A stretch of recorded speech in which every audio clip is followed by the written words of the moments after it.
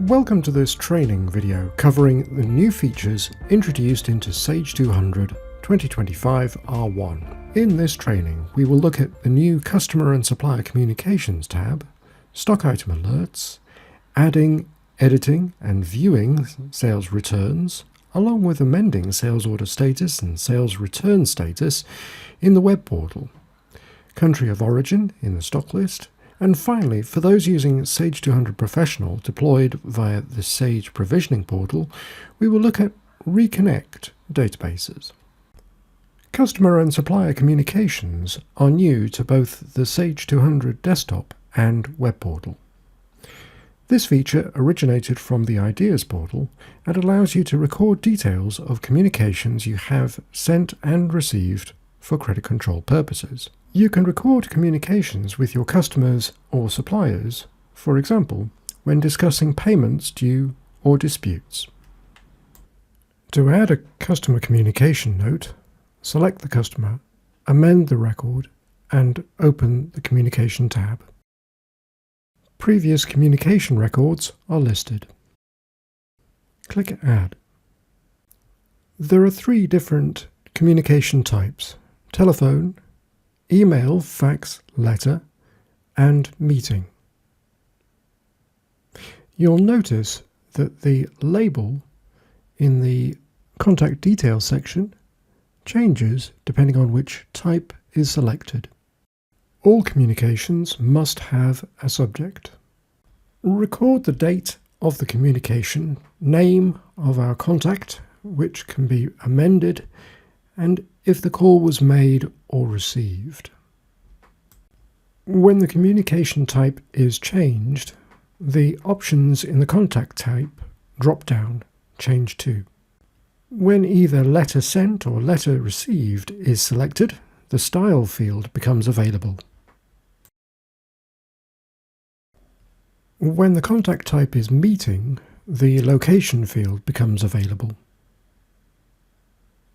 For this demonstration, we will continue recording a telephone call. There are various outcomes available. When the payment promised outcome is selected, the payment amount and date can be captured. Once any follow-up actions are resolved, the communication can be marked as complete.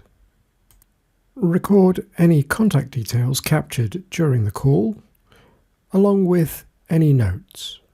Click OK to return to the Amend Customer Record screen. The Show Columns button displays additional columns which can be viewed using the scroll bar, and the Hide Columns button returns you to the original list view. It is also possible to mark a communication as complete from the list view. Complete communications can be reverted back to live. Any details on the record can be amended. The customer record must be saved to keep any additions or amendments. To remove a line, click Delete, confirm your intention, and save the record. The payment promised and follow-up date have been included on the Chase Debt report. This can be accessed in the usual way from the main menu via the Sales Ledger, Reports, Credit Control, and Chase Debt.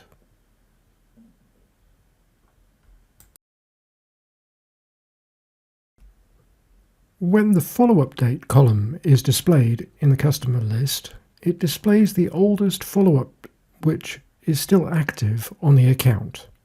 When I mark this line with the 22nd of May follow-up as complete and refresh the list, you'll see the date change to the 28th. The Communications tab on a supplier record works in a nearly identical way to the customer record. The only difference is the options in the letter style field don't include the debtor letters. The follow-up and promised payment fields have been included on the Manage Payments report, which is the supplier report equivalent to the chased debt report. The Customer and Supplier Communications tabs are also available in the web portal. The customer list can be customized to include the chased debt columns as a group. Hover over a column header, click the burger menu, search for the word chase, and select the columns you wish to show. Sort either ascending or descending by clicking on the header. Simple search can be used to filter the contents of a column. Clear a search to return to the full list. There is a slight difference between the Communications tab in the desktop client and the web portal. In the web portal, the number of active communications are shown on the Communications tab itself. I will mark one of the communications as complete, and you will see the number on the Communications tab change. All the other behavior, when either adding, amending, or deleting a line, is the same in the web portal as previously described in the desktop client. Don't forget to save the record to retain the changes. The Communications tab is also available in Sage 50 accounts. To view communications in Sage 50, select a record, click Edit, and Communications. This means that most of the data which is captured in the Communications tab in Sage 50 can now be migrated to Sage 200 using the normal data migration techniques. Check out the migration guidance documentation for full details. Stock item alerts are new to both Sage 200 Desktop and Web Portal. This feature originated from the Ideas portal. To use stock alerts, check that Enable Stock Alerts is ticked in the stock control settings. This setting is enabled by default. Stock alerts are very similar to customer and supplier alerts, which have already been introduced into Sage 200 in previous updates. To set up a stock item alert, amend the stock record and click the Alerts tab. Click Add and type the message you would like to appear each time a user interacts with any of the selected forms. Note, when any of the customer-specific forms are selected, the option to show this message to all or selected customers becomes available. The same happens for suppliers when any of the purchase order processing forms are selected. Before moving on, note the Generate Orders from Trial Kitting option is only available in Sage 200 Professional and is replaced with Generate Orders from Check Bill of Materials in Sage 200 Standard. To enable the alert in all potential forms, click Select All. To remove the selection, click Clear All. We will click Select All again and save. Note the alert appears in the list, shows as active, and will appear for all customers and suppliers. It is possible to set an alert as inactive or activate it again. Click Edit to amend an alert. It is possible to only show the alert for selected customers. The same is true for suppliers.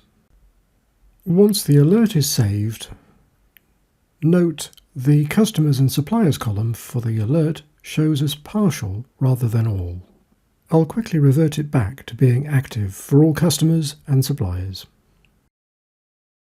Don't forget to save the stock item to retain your changes. Let's see how the stock item alerts present in a selection of different forms in sales order processing and purchase order processing. I will start by creating a sales order with a standard stock item.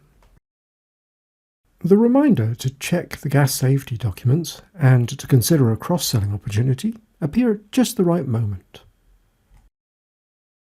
The alert can be reviewed by clicking on the bell icon. Whilst we're here, let's see how an alert presents in the cross-selling screen. Click the bell icon to view the alerts. Alert messages are accessible wherever the bell icon appears. The Suggested Items screen can also display stock item alerts.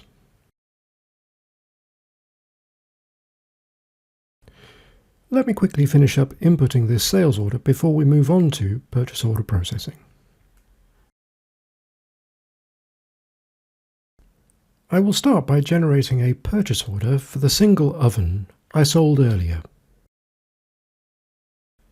Note the alert labels have been changed to help distinguish between supplier and stock alerts. Both are independent lists. Double-click an alert message to view the full message. Allow me to generate that order. Now let's amend the purchase order we have just generated. The supplier alert will display as expected, and the stock item alert can be viewed by clicking the bell icon as we've seen previously.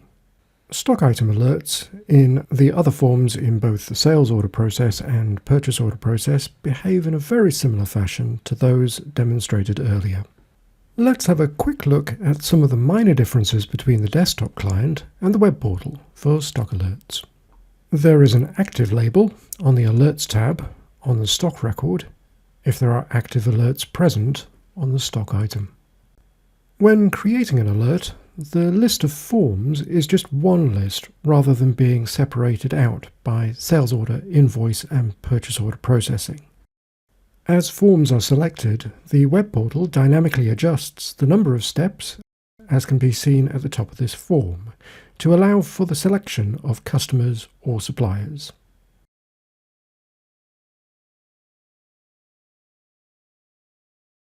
Let's add an alert which will be presented when dealing with the majority of customers, but not all.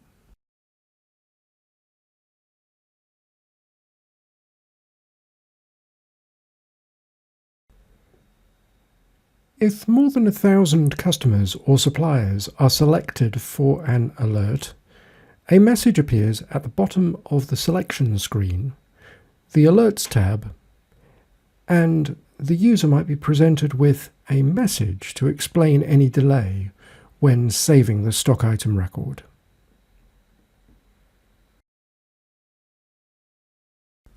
The other minor difference is rather than double-clicking an alert to view the full message, just click the little arrow to toggle the full message display.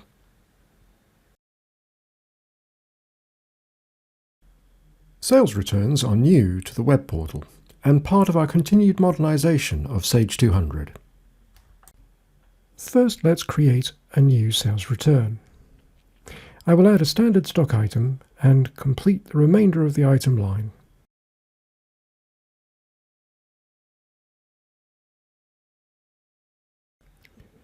Click the Actions menu and More Details to view and amend the item line using the Product Item Details screen.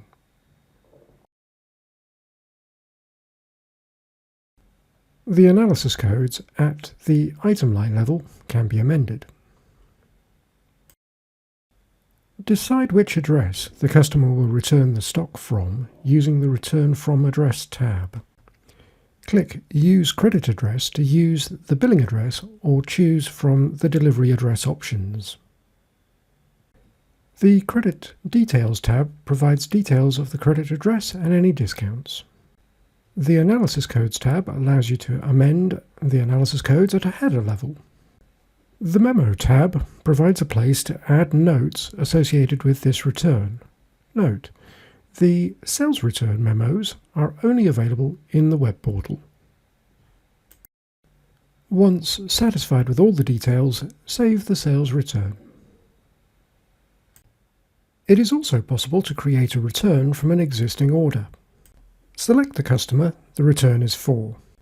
Click Create Return from Order and select the order you would like to base the return on and click Copy. The item details are copied across from the order you selected. Details can be amended as required and saved as normal.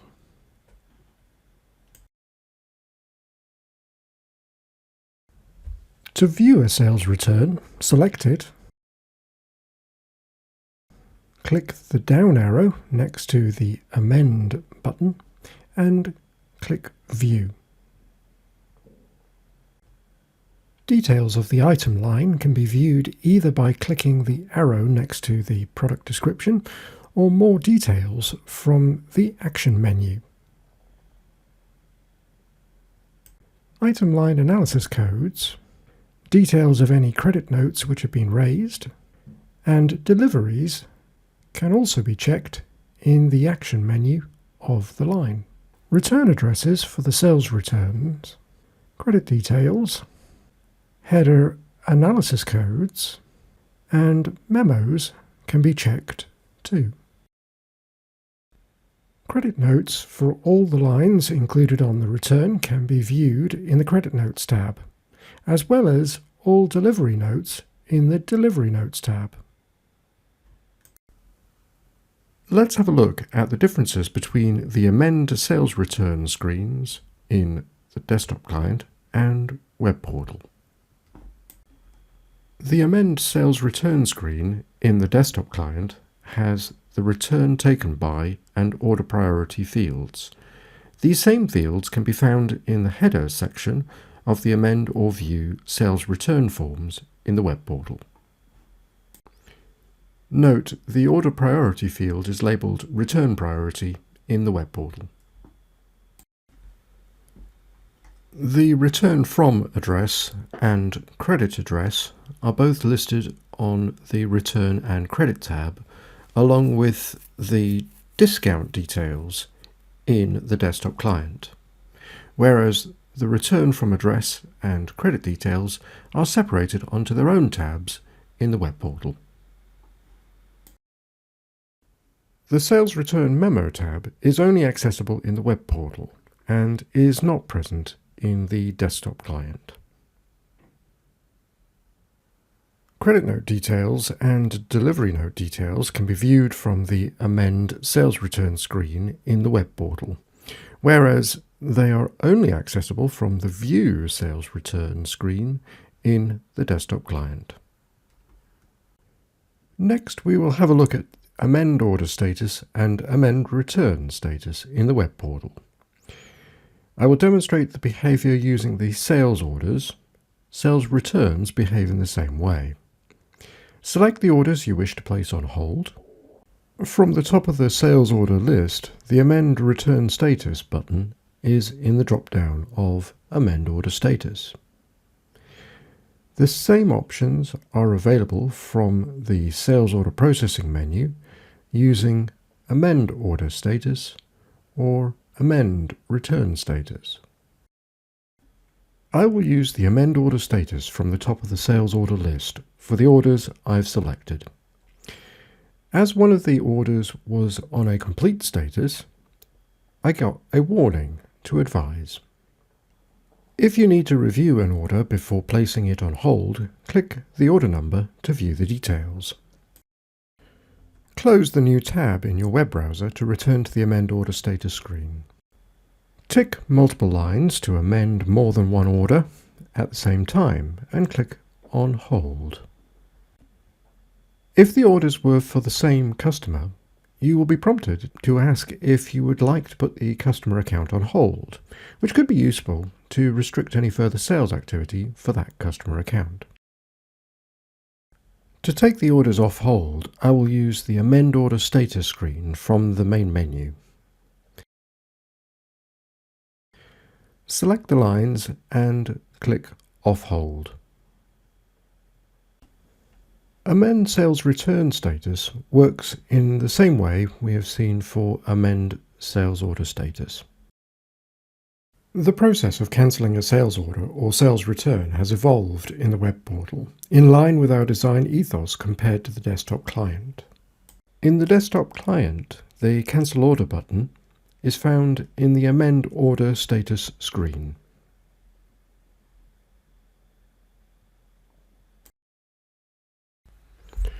Whereas in the web portal, The Cancel Order button is found at the bottom of the Amend Sales Order screen.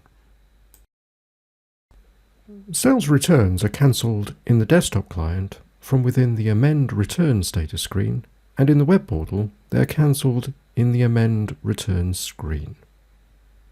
It is now possible to add country of origin code and country of origin name to the stock list in both the desktop client and the web portal. To display the new columns in the desktop client, right-click the stock list, hover over Columns, then Info, and click Country of Origin Code to add it to the list.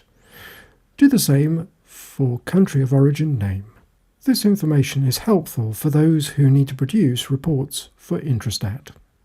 Sort or filter the list as normal to display the required stock records.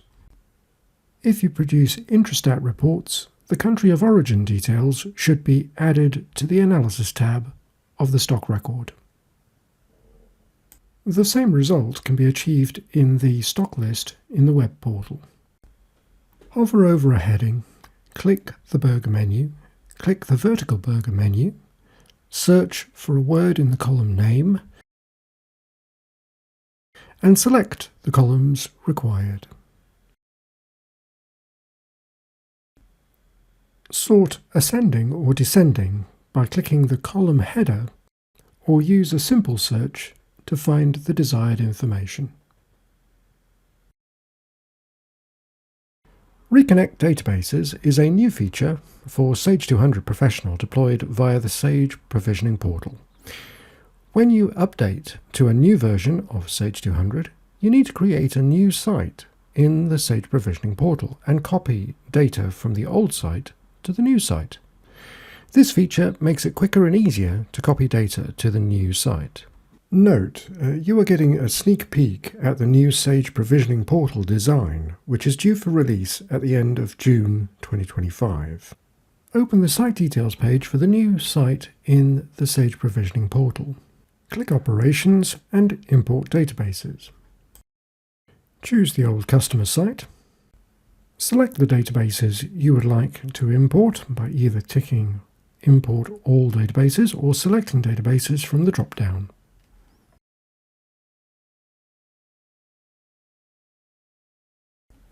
Click Import Databases to proceed. Confirmation appears at the top of the web page.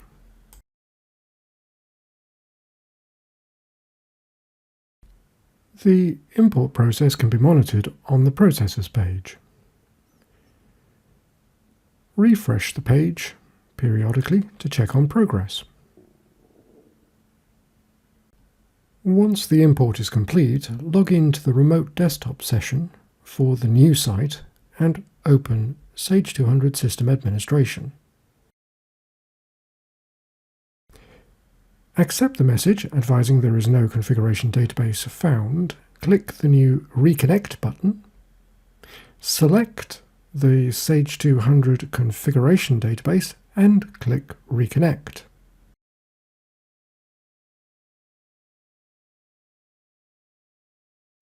Once reconnected, click OK to accept the confirmation message and click OK on the Server Properties window. Click OK on the Manage User Lists screen and Yes on the confirmation screen to accept any recommended changes. Click OK when the update is complete. Input the account and serial number details for the new site and click OK.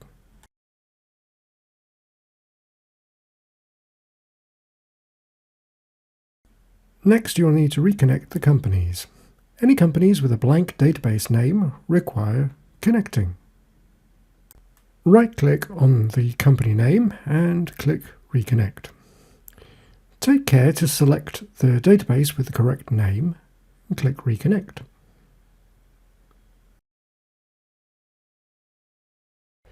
Click OK once connected.